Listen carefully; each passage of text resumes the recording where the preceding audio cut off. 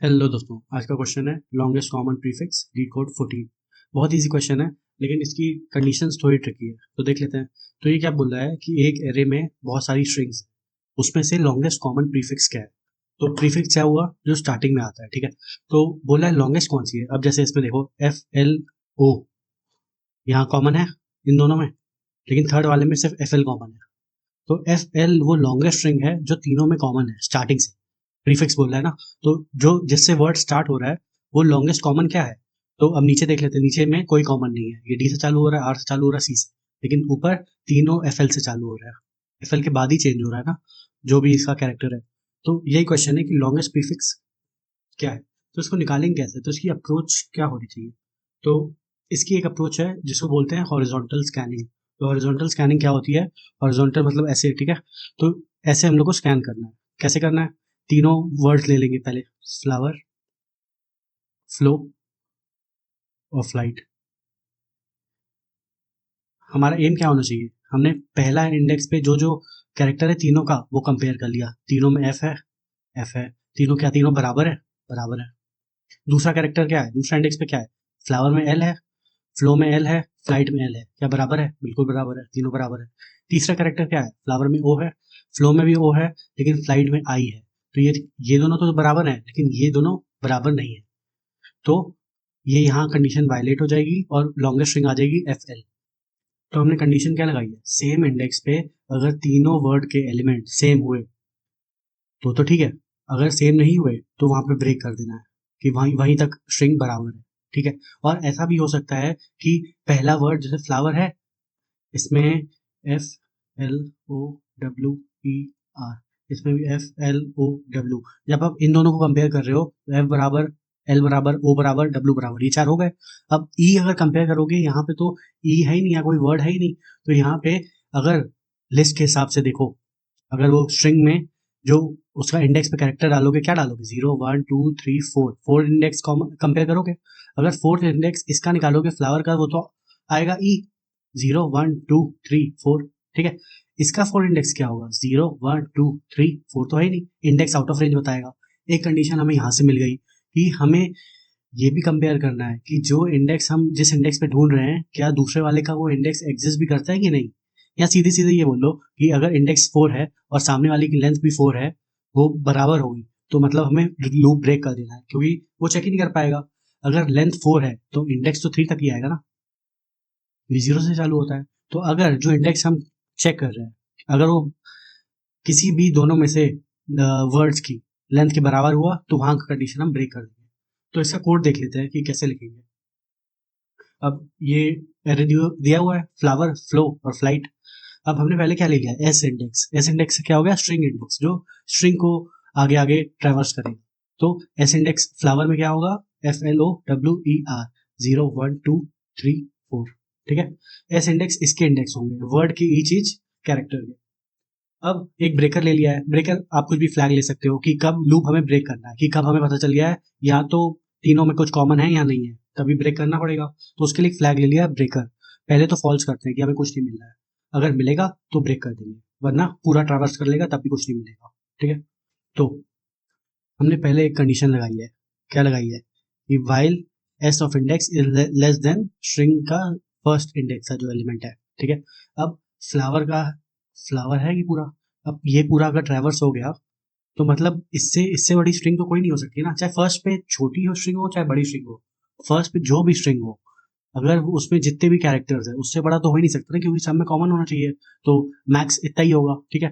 तो ये हमने पहली कंडीशन ले ली, क्या ले ली कि एस इंडेक्स, जो इंडेक्स इस वर्ड पे ट्रैवर्स करेगा, वो उसकी लेंथ से, पहले वाले की लेंथ से कम होना चाहिए हमेशा। अगर बड़ा हो गया तो फिर लूप टूट जाएगा। दूसरा लूप कहाँ से कहाँ तक चलेगा, देख लेते हैं। दूसरा फॉर लूप चलेगा डब्ल्यू इंडेक्स पे। अब डब्ल्यू इंडेक्स क्या हो गया, डब्ल्यू इंडेक्स हो गया वर्ड इंडेक्स। जैसे ये 0 1 2, ये लिस्ट है, इस लिस्ट में किस इंडेक्स पे फ्लावर है, 0 पे, 1 पे फ्लो है, 2 पे फ्लाइट है, ठीक है। ये वर्ड इंडेक्स मान के हम चल रहे हैं डब्ल्यू इंडेक्स। तो डब्ल्यू इंडेक्स कहाँ से चलेगा, यहाँ तक चलेगा, क्योंकि हम दो एलिमेंट्स को कंपेयर करेंगे। अब हम पहले फ्लावर एंड फ्लाइट को कंपेयर, फ्लो को कंपेयर करेंगे, फिर नेक्स्ट इटरेशन में फ्लो और फ्लाइट को कंपेयर करेंगे, ठीक है। तो इससे हमारे तीनों कंपेयर हो जाएंगे ना, कि पहले इंडेक्स पे पहले एफ और एफ इसको कंपेयर कर लिया, और दूसरे इटरेशन में फ्लो का एफ और फ्लाइट का कंपेयर कर लिया, तो इससे पता चल गया कि तीनों का पहला इंडेक्स बराबर है। ठीक है, तो ये कंडीशन कब काम आएगी? ये जो इंडेक्स है 0 1 2 कहाँ तक चलना चाहिए? ये एक कम तक चलना चाहिए। क्यों? क्योंकि पहला इंडेक्स 0 है, दूसरा इंडेक्स जो कंपैरिजन ले रहा है वो 0 + 1 i + 1 ले रहा है। ठीक है, दूसरे इटरेशन में i हो गया 1 +1 होगा ना, i = i + 1, और जिससे कंपेयर कर रहे हैं उसका क्या होना चाहिए? i + 1, तो 1 + 1 2 होता है, तो 1 और 2 को कंपेयर कर लेंगे। अगर हम ये 2 तक लूप चलाते तो 2 + 1 2 और 3 को कंपेयर करना पड़ता, वो तुम्हारा एरे आउट ऑफ इंडेक्स होता। ठीक है, अब हम लोग ने ये कंडीशन देख लिया जो अभी बताई है, और पहली कंडीशन देख ली है। पहली कंडीशन कहती है कि एस इंडेक्स जो स्ट्रिंग का इंडेक्स है वो पहले वाले वर्ड के लेंथ से कम होना चाहिए, और दूसरी क्या है? दूसरी है कि डब्ल्यू इंडेक्स जो कि वर्ड पे ट्रैवर्स कर रहा है वो किससे कम होना चाहिए?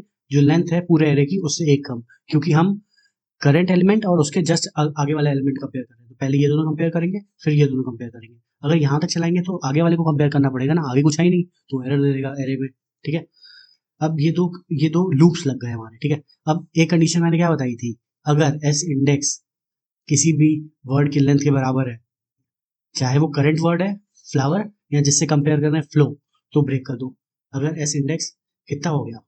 0 1 2 3, यहाँ 4 आएगा, 4 पे एस इंडेक्स 4 हो गया, तो पहले का 4 क्या हुआ? ई, दूसरे का 4 क्या हुआ? एग्जिस्ट ही नहीं करता, एरर देगा। तो अगर एस इंडेक्स 4 आ गया तो ये लूप यहाँ पे ब्रेक हो जाएगा। ठीक है, ब्रेक नहीं होगा, ब्रेकर को ट्रू हो जाएगा, और जब नीचे जाएंगे यहाँ पे ब्रेक हो जाएगा। ठीक है, तो पहली कंडीशन ये आ गई कि कभी भी अगर एस इंडेक्स आपका किसी भी वर्ड के लेंथ के बराबर है तो वो ब्रेक कर दो। ठीक है, पहली कंडीशन जो ऊपर भी हमने बात करी थी यहाँ पे लगा दी है। दूसरी कंडीशन क्या थी कि अगर कोई भी एस इंडेक्स में जो कैरेक्टर है वो इसके बराबर नहीं है तो तोड़ दो। अब देखते हैं कैसे। अब इन दोनों को जैसे कंपेयर करेंगे, पहले पहले इंडेक्स पे क्या है? दोनों का एफ है। ठीक है, सही है, बिल्कुल सही है। दूसरे पे क्या है? फ्लो का एल है, इसका भी फ्लाइट का एल है, वो भी सही है। तीसरे पे क्या है? इसका ओ है और इसका आई है फ्लाइट का। ठीक है, ये बराबर नहीं है ना, तो ये कंडीशन यहाँ पे सेटिस्फाई हो जाएगी अगर स्ट्रिंग का डब्ल्यू इंडेक्स, मतलब डब्ल्यू इंडेक्स क्या होता है? ये वर्ड पे जो ट्रैवर्स कर रहे हैं। अगर फ्लो का जो एस इंडेक्स है, एस इंडेक्स यहाँ पे क्या हो गया? 0 1 2, तो अगर सेकंड इंडेक्स फ्लो का और सेकंड इंडेक्स फ्लाइट का बराबर नहीं है, तो बराबर बिल्कुल नहीं है। सेकंड इंडेक्स क्या है? इसका ओ है और इसका आई है, तो ये बराबर नहीं है ना, ये क्या है? नॉट इक्वल टू है। तो अगर बराबर नहीं है तो इसके अंदर चला जाएगा, फिर से ब्रेकर ट्रू हो जाएगा, और ब्रेकर ट्रू हो जाएगा तो बाहर बाहर लूप से आके ये पूरा लूप ब्रेक कर देगा। ठीक है, तो ये पूरा कोड था, थोड़ा सा ट्रिकी है, लेकिन एक बार आप वीडियो फिर से देखोगे या 2x पे देख लेना अगर रिवाइज कर रहे हो, तो बिल्कुल समझ में आ जाएगा कि क्या हमें लॉजिक लगाया है। इसी को बोलते हैं हॉरिजॉन्टल स्क्रीनिंग। हम इस तरह से स्क्रीन कर रहे हैं ना, जैसे फ्लावर हो गया FLOWER, या फ्लो हो गया, या फ्लाइट हो गया, तो हम ऐसे जा रहे हैं ना, हर एक का इंडेक्स हम देख रहे हैं आगे बढ़ बढ़ के। पहले 0 इंडेक्स सबका देखा, फ्लावर का देखा, फ्लो का देखा, फ्लाइट का देखा, फिर फर्स्ट इंडेक्स देखा, तो ऐसे जा रहे हैं ना हॉरिजॉन्टल, वर्टिकल थोड़ी जा रहे हैं। इसको बोलते हैं हॉरिजॉन्टल स्क्रीनिंग। तो ये एक तरीका है इसको सॉल्व करने का। ऐसे बहुत तरीके हैं इसको सॉल्व करने का, लेकिन ये एक अच्छा तरीका है, तो ये आप अपने इंटरव्यूअर को बता सकते हो। तो अब देखते हैं कि लीड कोड पे इसको सबमिट करके सारे टेस्ट केसेस पास होते हैं या नहीं लीड कोड पे। तो ये वही कोड है जो मैंने आपको अभी समझाया है। तो देखते हैं टेस्ट केसेस इसके पास होते हैं कि नहीं होते हैं। बिल्कुल होंगे, क्यों नहीं होंगे, इतना बढ़िया आपने हॉरिजॉन्टल स्कैनिंग का कोड लिखा है। तो इसको सबमिट कर लेते हैं। ऐसा कोई एज केस तो नहीं है जो फंस रहा है, जो हमने शायद ना कवर करा हो। क्यों होगा भाई एज केस? सबमिट हो गया सोल्यूशन। ठीक है, तो यही क्वेश्चन था। टफ क्वेश्चन नहीं है, थोड़ी सी कुछ कंडीशन इसकी बस ट्रिकी है। आता तो ये इजी क्वेश्चन में ही है, लेकिन ये आ जाता है कभी कभी इंटरव्यू में आ जाता है और बहुत पूछा जाता है। बताना कैसा लगा एक्सप्लेनेशन। अगर और कोई अप्रोच हो तो भी कमेंट में बताना, डिस्कस करेंगे। बाकी मिलते हैं नेक्स्ट वीडियो में। बाय।